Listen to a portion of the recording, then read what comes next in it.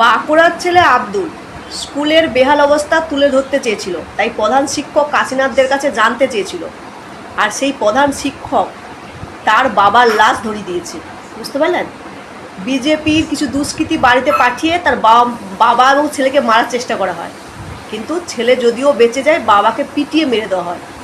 সে সমাজের মুখে একটা ভালো স্কুল দিতে চেয়েছিল, স্কুলের বেহাল অবস্থা তুলে ধরতে চেয়েছিল, এটাই তার অপরাধ ছিল। দেখুন ভিডিওটি, ঘটনাটি বাঁকুড়ায় ঘটেছে।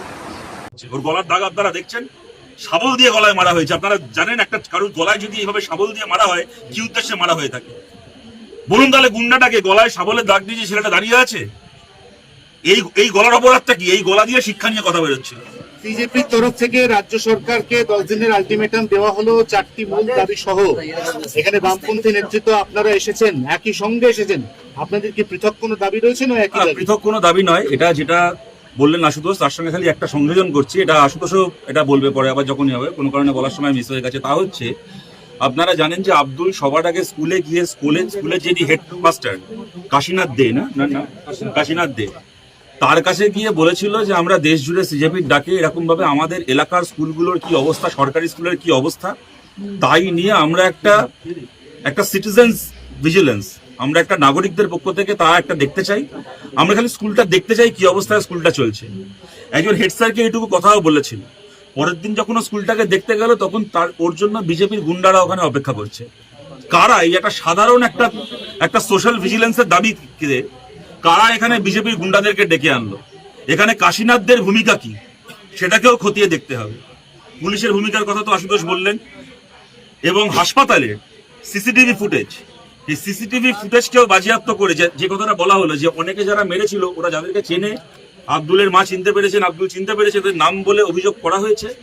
তারা বাদ দিয়েও যারা যারা এই ঘটনায় জড়িত তাদের ফুটেজ সিসিটিভিতে এখনো পাওয়া যেতে পারে। হাসপাতালের ইন্দাস হাসপাতালের ওই সিসিটিভি ফুটেজকে বাজেয়াপ্ত করে তাদেরকে চিহ্নিত করতে হবে। এবং দেখুন আপনাদের একটা কথা বলছি, শুভেন্দু অধিকারী মুখ্যমন্ত্রী হওয়ার পরে খুব গুন্ডা দমন আইন করে লাফিয়েছিল। বলতে খারাপ লাগে, কিন্তু আপনাদেরও অনেকে তখন মনে করেছিলেন যে দারুণ একটা আইন আসছে, ক্রাইম হওয়ার আগে 1 বছরের জন্য জেল হয়ে যাবে, বিরোধীরা হেভি জব্দ হবে। কিন্তু আজকে তাকিয়ে দেখুন পশ্চিমবাংলায় সত্যি সত্যি গুন্ডা কারা পোষে। পশ্চিমবাংলায় কি আব্দুল গুন্ডা যে ছেলেটা তার এলাকার স্কুলের উন্নতি চেয়েছিল? বাংলায় কি আব্দুল গুন্ডা যে আব্দুল নিজের বাবাকে হারানোর পরে, ওর মা নিজের স্বামীকে এরকম ভাবে খুন হতে দেখার পরে মা ছেলে মিলে বলছে, দেখছেন ওদের বাড়ির অবস্থা, দেখছেন যে রাস্তা দিয়ে আমরা হেঁটে আসলাম সেই রাস্তার অবস্থা আপনারা দেখেছেন। এই ঘরে দাঁড়িয়ে তার মা ছেলে বলছে যে আমাদের নিজের পরিবারের জন্য একটা 9 পয়সা ক্ষতিপূরণ চাই না, আমরা ক্ষতিপূরণ নিতে অস্বীকার করছি, যেন সরকারের ওই ক্ষতিপূরণের টাকায় আমাদের রাজ্যের ছেলে মেয়েদের জন্য একটা সরকারি স্কুল তৈরি হয়, আন্তর্জাতিক মানের সরকারি স্কুল তৈরি হয়। তাহলে স্কুল চাই যে ছেলেটা, সে কি গুন্ডা? নাকি স্কুল চাওয়ার জন্য যারা পিটিয়ে মেরে ফেললো সেই শুভেন্দু অধিকারীর দলে মণিমাণিক করা সত্যিকারের গুন্ডা, সেই গুন্ডাদেরকে বাংলায় কে দমন করবে?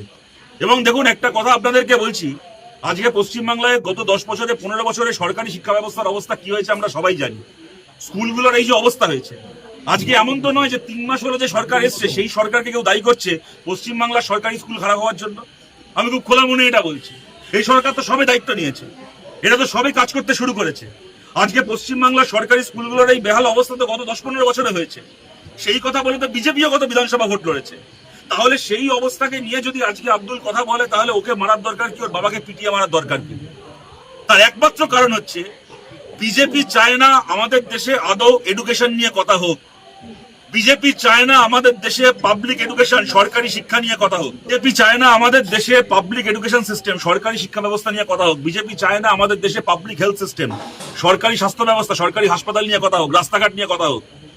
কালকে হিন্দু মুসলমান ইমাম ভাতা হবে না পুরোহিত ভাতা হবে, পুজো কমিটি টাকা পাবে নাকি মহরম কমিটি টাকা পাবে, এই নিয়ে রাজনীতি হোক, বিজেপি সবার আগে চলে আসবে।